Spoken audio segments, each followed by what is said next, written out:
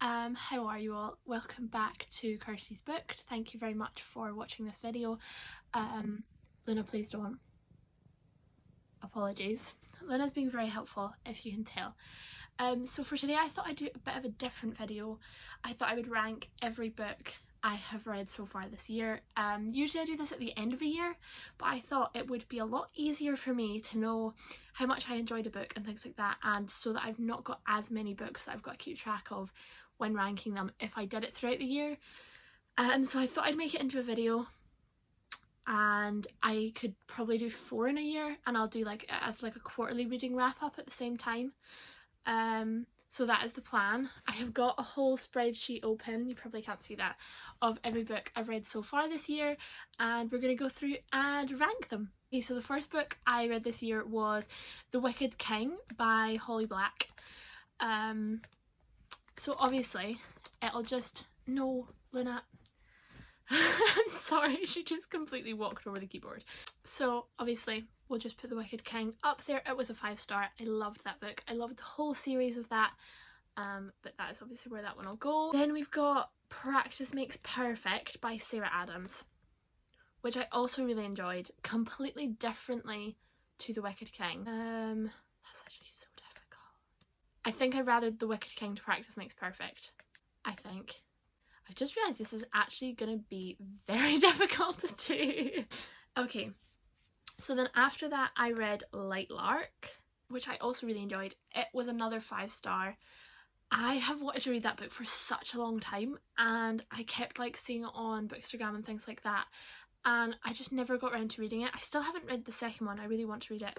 It'll go below Practice Makes Perfect, I think, because it was really good, but it wasn't as good as those two. Then we got The Queen of Nothing by Holly Black, to carry on with that. Yeah, I think it's going to go above everything else. It was my favourite. I think it was my favourite... Was it my favourite January read? I don't remember, but I definitely really loved that book. What an end to the series that was. I loved that book so much, my god. The whole series, if you've not read the Cruel Prince series, I would highly recommend. Cannot recommend it enough. I was a bit worried it wouldn't live up to the hype, but it did. My god, that last book, I absolutely sobbed. Absolutely sobbed. Okay, and then I read And Then I Saw You by A.L. Fox, which I was kindly given an arc of. It was amazing. It was like a lovely rom-com that was like so cheesy but in a lovely romantic way, but then I like sobbed at the end. I'm trying to think where to rank that. That's a difficult one. I think between The Wicked King and Practice Makes Perfect. I read Red, White and Royal Blue by Casey McQuiston. Again, that was one that has been on my list for a really long time, and it was actually the fact that I wanted to watch the film that made me go and read the book.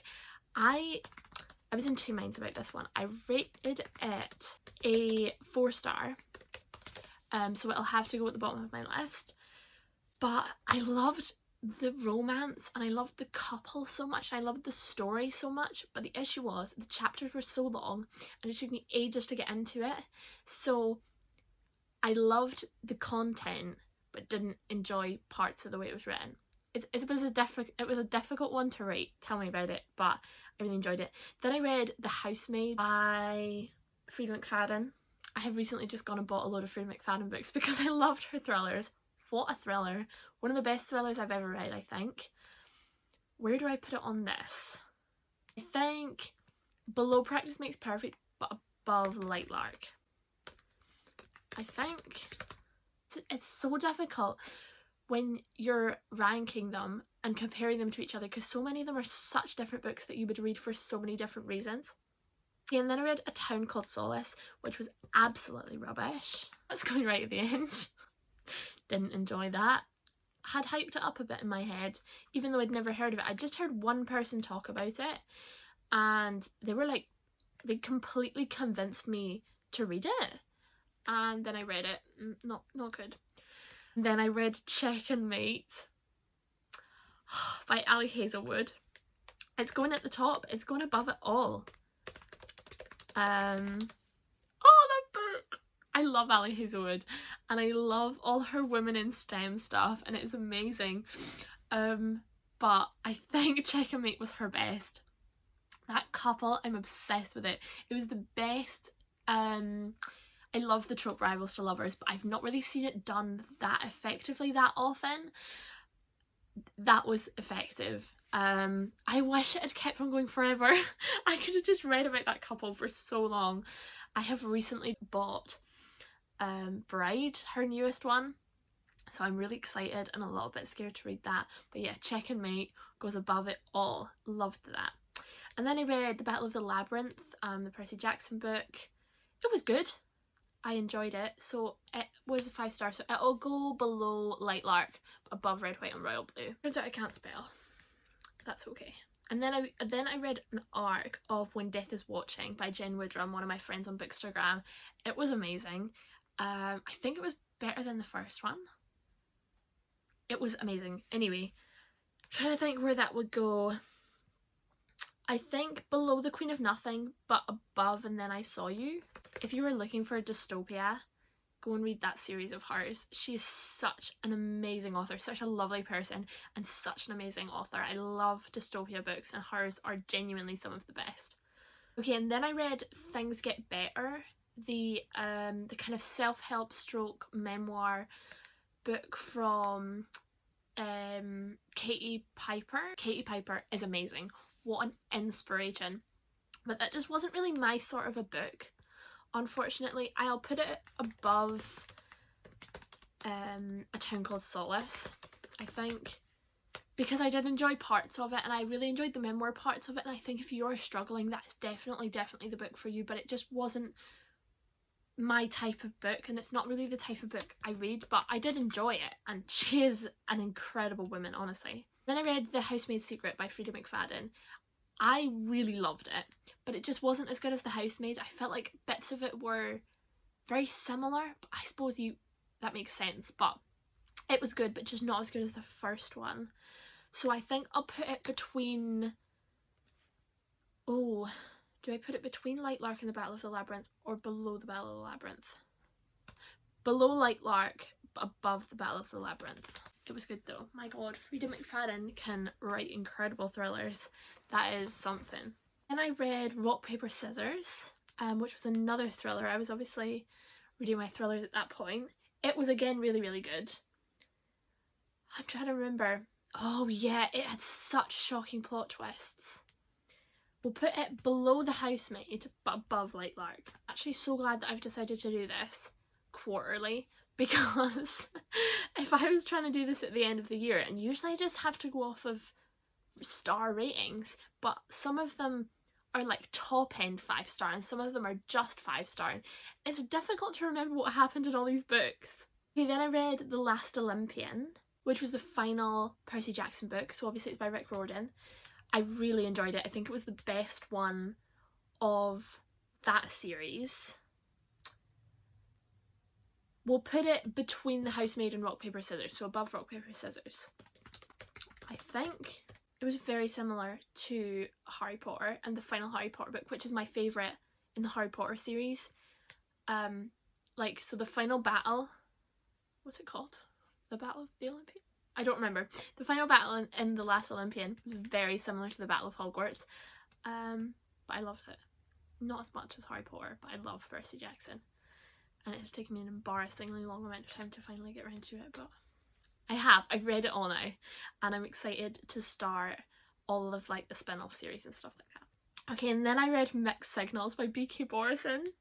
Oh my god, I love that book so much. Put it below The Queen of Nothing, but above The Wicked King. I love her writing so much. She's genuinely one of my favourite authors. I think I've read everything she's written, but honestly, that woman, how she writes romance is just unbelievable. It's just everything you could ever want in a romance book. Okay, so then I read Fix Her Up by Tessa Bailey, which was absolutely rubbish. really didn't enjoy that one at all. Yeah, put it below A Town Called Solace. Believe it or not, it gets worse. It really put me off Tessa Bailey because I've not read a Tessa Bailey book before, but I've been so excited to read Tessa Bailey books. And now I'm really scared. What is it? Things Happen One Summer or something like that. That's book. I've got that one, and then like the sequel one to that, and I was really excited to read it, and I was going to read it last summer and I never did, so it's on my TBR for this year. And now I'm really put off her books because of how much I hated Fix Her Up. Okay, and then I read Castles of Steel and Thunder by Gail Anthea Brown, a local author. That was really sweet. It was like a lovely little fantasy, nothing groundbreaking, but like a really nice one that I really enjoyed. We'll put it below Red, White and Royal Blue and above Things Get Better. After that I read If I Never Met You by Mari McFarlane. Right to the bottom. Right to the bottom. It was so bad. I actually, do you know, this is what breaks my heart. I read a lot of romance, as you can tell from all the books I've gone through just now. And, you know, Chicken Mate, my favourite of the year, and Mixed Signals, like third favourite so far, they are both romances, and a lot of those high up on the list are romances. But I read Fix Her Up followed by If I Never Met You, and I haven't read a romance book since. They so put me off romance because I thought both of them were going to be these really enjoyable, like cute little easy rom-coms, and I hated every second of them. That's not fair. I did enjoy some parts of both of them, but I really didn't enjoy them as on a whole. I really didn't enjoy it. So yeah, I haven't read a romance book since, and I'm a bit scared to go back to my romances because I love my rom-coms, but it's been a while. I think the longer I leave it, the worse it's gonna get, but I don't know. I'll go with a romance from somebody that I really trust. Like, I'll read Bride by Ali Hazelwood, or I've got an arc from A.L. Fox. I'll maybe read her romance because I trust those ladies to give me a perfect rom-com. Okay, so then I read This Is Where It Ends. Oh my god, that book wrecked me. It was so good though. Oh, that's a difficult one. Oh, it was so good. Put it below The Wicked King and above When Death Is Watching. Maybe, yeah. Was it that good? Yeah, it was. It's so difficult. You've got to be really decisive. Okay, and then I read The Future's Ahead of Us by Salem Miles. Again, she's one of my best friends on Bookstagram, and she's so lovely, and her books are amazing. This was the final book in her trilogy, I think, or one of... She's got so many different books, but I think this was my favourite of hers. The drama that she gets in those books. And I'm not really usually a fan of books that are character driven. I like a plot driven book, but those are all pretty much character driven, but I really, really enjoy them. And she gets so many...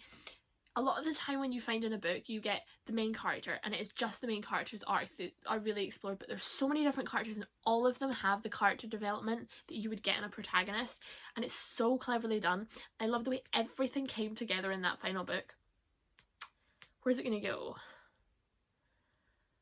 Below The Housemaid, but above The Last Olympian. And then I read Memoirs of a Teenage Amnesiac by Gabrielle Zevin. First Gabrielle Zevin book I've read, but I have since started reading loads of Gabrielle Zevin books. But I really enjoyed this. Very nostalgic, but really cute. Really fun, but also really deep. Really emotional. It was like quite realistic. I don't even know how to describe it. I just love the way Gabrielle Zevin writes. It's so quick and easy, and it's so... You don't struggle to get into it. You know, it's just really comforting and easy to read, and you just get completely sucked in. It's pure escapism. It was really good. Where is it gonna go? I think below The Future Ahead of Us and above The Last Olympian. Okay, then I read 13 by Tom Hoyle. That was amazing. I love my dystopia. I love them, and it's the sort of book that I should have read back when I was reading Hunger Games and Divergent and all that, but I didn't read it, and I don't know why, but I came across it. I've got a beautiful edition of it. Really enjoyed it. I sped through that in a whole afternoon. Was really, really good. Where's it going to go on the list? I'm not sure. Below the Housemaid, Above the Futures Ahead of Us. Okay. And then I read Elsewhere by Gabrielle Zevin. So Memoirs of a Teenage Amnesiac and Elsewhere I got from Tandem and Bloomsbury for a tandem read along. Elsewhere I didn't enjoy as much as Memoirs. I still really, really enjoyed it, and it is deep. It makes you think on like a whole new level. Such an original book that I would probably not have picked up if I hadn't been part of that read along, but I really enjoyed it. It was a 4-star. We'll put it below Red, White and Royal Blue, but above Castles of Steel and Thunder. And then I read ACOTAR, which is amazing. I was so scared of it, and it took me ages to read it because I was really busy at the time, and I was so terrified of the book. I really, really did enjoy it though. So we'll put it, oh, where does it go? Oh, it was really good though, wasn't it? Below And Then I Saw You, but above Practice Makes Perfect. No. Below Practice Makes Perfect. Yeah, below Practice Makes Perfect, but above The Housemaid. That's quite low for ACOTAR. Oops. I did love it, honest. And then I read In My House, which was quite bad. I didn't enjoy it. I had really hyped it. It had such good promise. It's such a good premise and such good promise. Like, from the blurb and from the first couple of chapters, it was setting up to be so good. There were so many different plot points that were being developed, and it set it up to be such a good book, and nothing delivered. There was just nothing really happened. There was no excitement. There was no climax. I don't know. It was quite a rubbish thriller, really. I didn't enjoy it. Oh, where to rank it? I know it doesn't really matter because it's all the way down there, but A Town Called Solace was better. Yeah, put it between Fix Her Up and If I Never Met You, because Fix Her Up was slightly better than If I Never Met You. And then I read Cat Lady. I read Cat Lady by Donald Porter. What a book. That's going right up near the top. Below,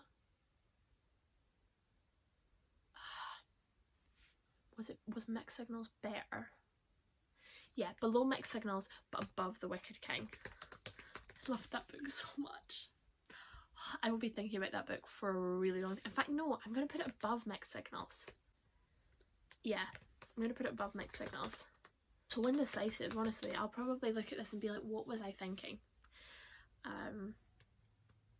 Okay, so that was the last book I've read. I've read a few since then, but I think I'll just stick it to the 3-month thing. So that is my finished list of ranking every book I have read so far this year.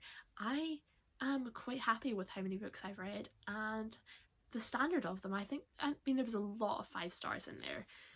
It's not until you get down to like Red, White and Royal Blue that is below a 5-star. Yes, I'd probably give too many books 5 stars, but that's okay. Anyway, thank you very much for watching this video, and I hope you enjoyed it. If you'd like to subscribe or like this video, that would be absolutely amazing, and I'll see you all soon for another video.